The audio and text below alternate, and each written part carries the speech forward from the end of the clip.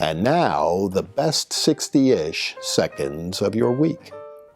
Last week, you got me from the front seat of my car as I was coming back from California and the Reagan reunion. This week, back in friendly environs. And I want to make sure that we ask right up front that you like, share, comment, and subscribe to this. You know, it really helps with those algorithms. If you do that, it's a way of getting free advertising for the best 60-ish seconds, and you want to share this with all your friends. Because of the short show last week, I didn't get a chance to preview the Belmont, but we'll talk about the aftermath real quickly, where a long shot took the Belmont Stakes at beautiful Saratoga. They're running up at Saratoga for a couple of years because Belmont Park is undergoing a complete redo and getting a brand new grandstand. And who wins? But Dornoch, a long shot owned by former Philadelphia Philly Jayson Werth. So all is good.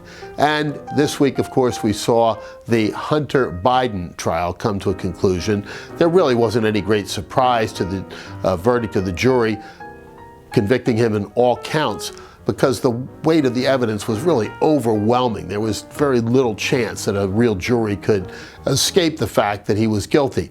But to me, the guilty verdict itself wasn't what was the most important thing to come out of that trial, but rather the fact that that famous laptop, which we were told by Joe Biden and 51 of his select henchmen, the top officials and former officials in the deep state, you know, the intelligence community and all this, told us that it was Russian propaganda. Well, now it's been proven that it's not. It's been authenticated in open court.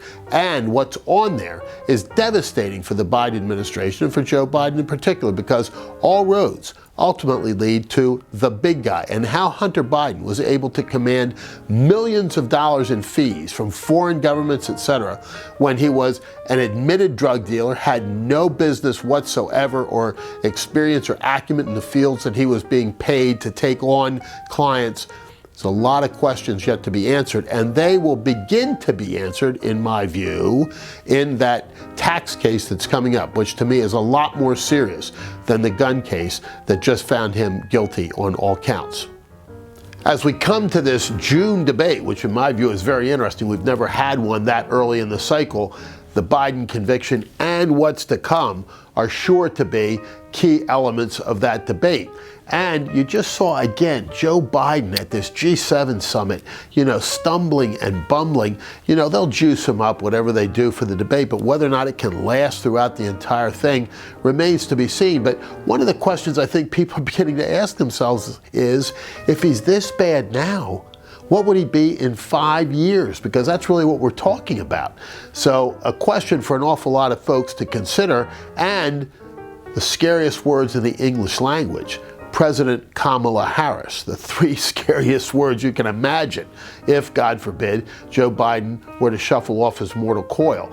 You know, all these things are real possibilities and real prospects. We've got to be honest enough to talk about them, because Joe Biden clearly doesn't have it all, and that's going to increasingly be a central issue in this campaign, in addition to the economy, which is in a shambles, and that southern border, where this week you had 8 ISIS terrorists coming across the southern border.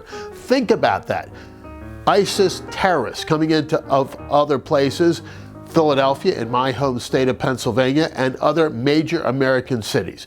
This is really terrifying. The complete breakdown at that southern border, despite all the nonsense that Biden has talked about over the course of the last couple of weeks, there still is a huge problem caused by his administration, his malfeasance, and that of Secretary Mayorkas, who was impeached and should have at least been tried. And sadly, we note the passing of Jerry West, one of the all-time greats, voted one of the 50 greatest players in NBA history. The logo, you know, if you look at the NBA logo, that's Jerry West's caricature on there. They've never officially acknowledged that, but they've never denied it either, and we all know. Jerry West was a class act in every sense of the word. Not only a great player, but off the court, a great front office manager, and his son, making Jerry the father-in-law of Michelle Wei, which makes me just a little jealous, but that's an aside for another day. And yesterday we observed Flag Day, and I hope that all of us, are flying the flag again today and doing it regularly in the proper way to show respect for this great republic of which we are privileged to be citizens, the greatest nation in the history of the world, and flying its flag gives honor to all that we are and have been through the years. And for now, that is the best 60-ish seconds of your week. And one more thing, next week we'll try to have you the summer reading list, even better 60-ish seconds.